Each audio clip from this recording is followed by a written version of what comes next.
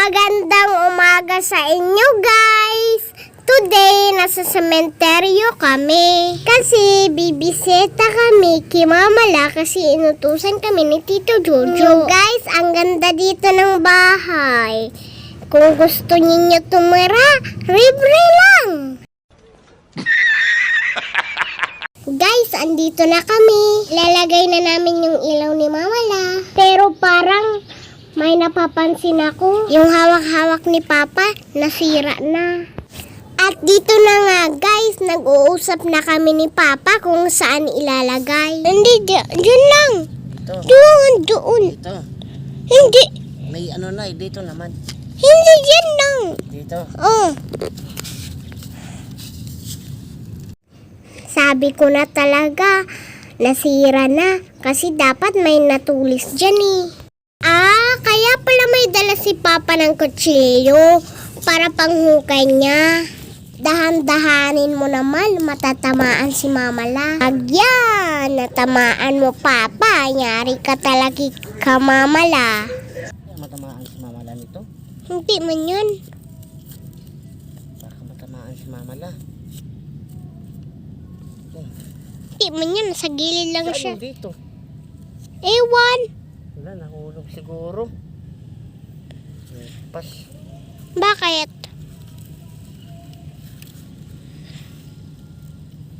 Ano pala yan?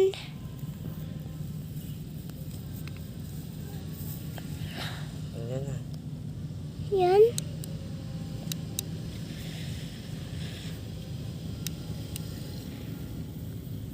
Ang ilaw.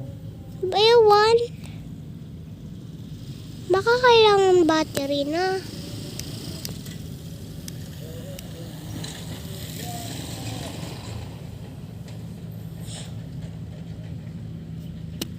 Ewan, bakit walang ilaw? Baka naka-off lang. Ano, magbibisita lang tayo? Oh, magpasal-pasal ka na kung gusto mo.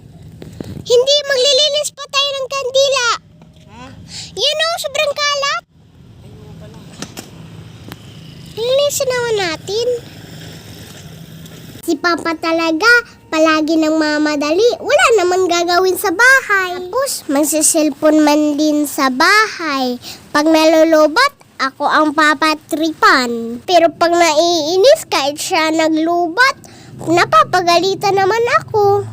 Sasabihin na naman niya, Mikay, mag-practice ka na sa math. Pag ganyan maraling niya ni Papa ng sakit sa tinga. Ako naman si Mikay, wala naman magagawa, di sumunod na lang para mag-times para matuto. Kayo guys, nuturuan kayo ng mama ninyo sa Papa mag-math? Oo. Comment down below kung anong tinuro sa inyo. Guys, shout out nga kay Edmond at shout out din kay Lagunda. Shout out din kay Ashley. Salamat sa suporta. Tapos nga guys, inutusan ko si Papa na kunin yung tubig sa kandila kasi hindi niya napapansin. Para kung meron nagbisita dyan, pwede na maglagay ulit ng kandila. Alam nyo guys, nami-miss ko na tuloy yung lolo ko sa Bicol kasi hindi na ako nakakadalaw. Baka nakikita sila Daddy Lo sa kasi Lola kasi pareha sila bahay sementeryo. Ay, salamat, natapos din ni Papa paglinis.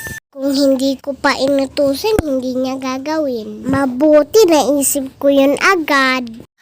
At dito nga guys, itatapon ko na yung kandila ni Mamala. Sa wakas, malinis na yung lapida niya.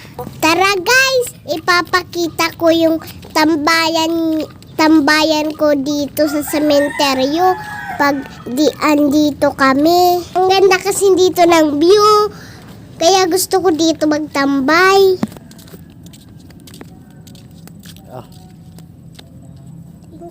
Yo.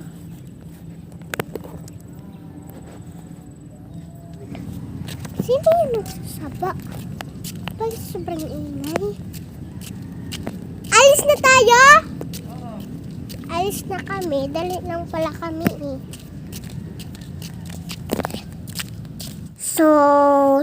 Ayun nga guys, tinawag na ako ni Papa kasi uuwi na daw kami. Kaya, magpapaalam na din kami kay Mama La.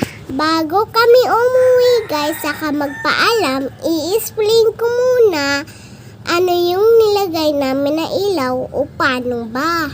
Kasi, paggabi na, mag-iilaw lang siya mag-isa. 'Di ba? Ang galing, hindi na kami magbibili ng kandila. May ilaw na si Mama La palagi. So yan, umiilaw lang yan paggabi. Parang magic lang o kaya parang minumulto lang. Pero takot nga ako sa multo. Yan nga, magsasakay na kami papunta sa baba. Yan, nag-helmet na si Papa kasi baka huhulihin kami. Hindi na siya yung camera namin sa helmet. Hindi na magagamit kasi full na ba yan ng picture. Kaya naman, hindi na namin gagamitin. Si Papa, ewan anong ginagawa niya dyan. Nagsusuot na siya ng sombrero in case mag-ulan. Ako, magsusuot muna. Ako, mamaya na ako susuot ng helmet. Kasi hindi pa man din umuulan, hindi kami sabay eh. Dalawa yung kinuha ni Papang helmet para in case maulanan ako. Kaya, see you for next vlog. Bye-bye!